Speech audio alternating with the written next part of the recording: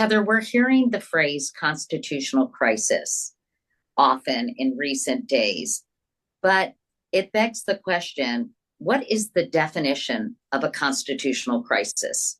A constitutional crisis is when the United States Constitution, which is the framework for our government, it's a government of laws, not of men, as the framers said, when that Constitution is not being followed.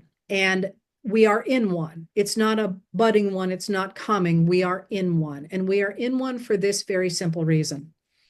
The Constitution sets up three branches of government, and they're supposed to be equal.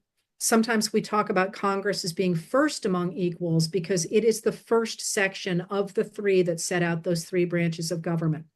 And what the Constitution says is that, I mean, if you think about the Constitution, all it is a blueprint for how people have the right to have a say in their government, because that's why this country was so revolutionary, that it said that ordinary people got to choose their governments. They didn't have to live under kings. But how do you do that?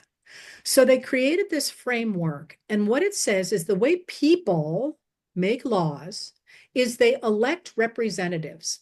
And they elect representatives who meet in two chambers. They are the only lawmaking body in our government.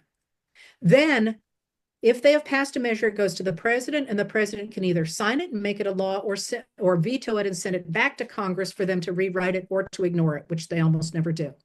So that's how we get laws in the United States of America. But what we have now, and we had as soon as Donald Trump came into office, was his people unilaterally decided that they were not going to honor the laws that Congress passed.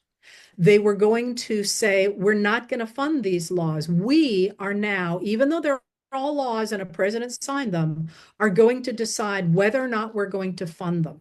And that's A, unconstitutional, and B, was written by the Congress specifically as being against the law in 1974 after Richard Nixon tried to do it. So this is why you've seen all these courts saying you can't do this. This is blatantly unconstitutional. You cannot stop funding the National Institutes of Health. You cannot stop funding all these laws that passed Congress and that presidents signed. That is unconstitutional. This idea that the president can unilaterally decide to appoint people who say we're not going to honor certain laws destroys the very concept of the idea that Americans get to vote for people to make their own laws, and it turns Congress into what is essentially an advisory body that has no force, which is beyond